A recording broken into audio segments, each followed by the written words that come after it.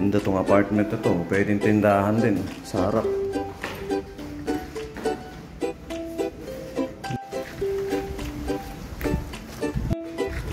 Okay na.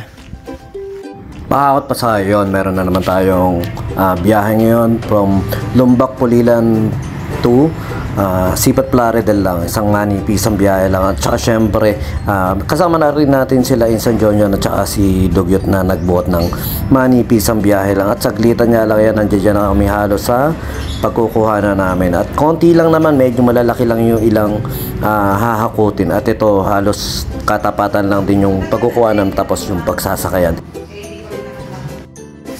Ito magandang apartment sa Lumbac.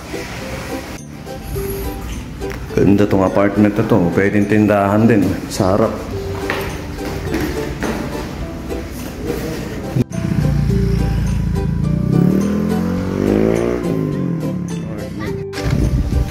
Swerte talaga si Pinsan minsan eh.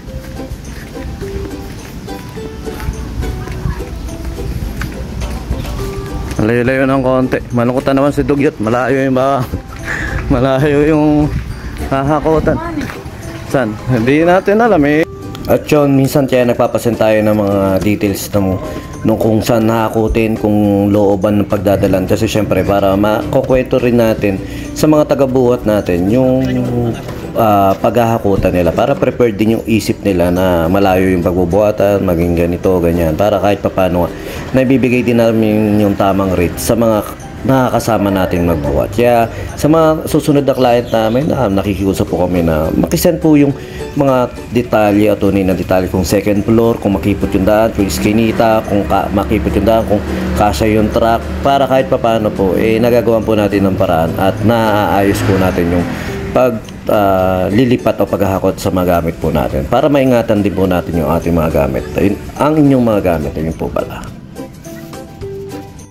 Yun, basic ako tayo rito sa Lumbac from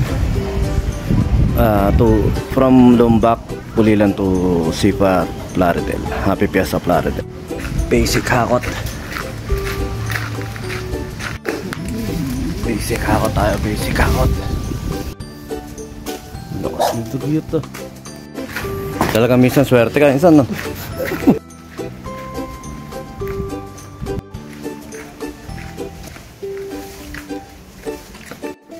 Kaya nang Dugyot niya, mag-isa.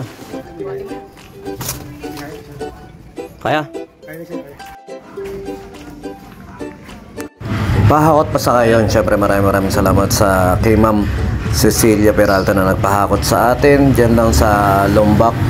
From Lumbac to Sipat Plaridel. At saka siyempre maraming salamat din kay Dugyot at saka kay Insan Jonjon na nakasama natin sa isang mabilisang hakot. At saka siyempre malapit na ang New Year sa mga tropa natin dyan na nagla-like, nagko-comment at share ng Pahakot Pasakay. Siyempre Happy New Year sa inyo at maraming salamat sa pagtangkilik nyo muli sa Pahakot Pasakay. At siyempre sa mga magiging client namin maraming salamat po muli. Yon, lipat apartment, kailangan mo ba ng saktong sasakyan para sa saktong budget mo, para sa paglilipat ng gamit mo sa bagong apartment mo? Syempre, ayun, PM lang po kayo sa amin sa Pahakot Pasakay. Pag-usapan po natin, meron po tayong pina-avail, pinarerentahan na sasakyan at driver lang, at pwede rin po tayong, meron din po tayong mga helper na pwedeng tumulong sa atin sa paglilipat na ating mga gamit. At saka yun, maraming salamat din sa mga client din natin na nag-a-avail sa BJAM Lights and Sounds. Maraming salamat at maraming salamat din po sa mga tropa natin at mga client natin na nagda-like, nag-share, nagpa-follow, nagko-comment at nagsusubscribe syempre sa Pahakot Pasakay at saka BJAM Lights and Sounds. Maraming salamat po. God bless.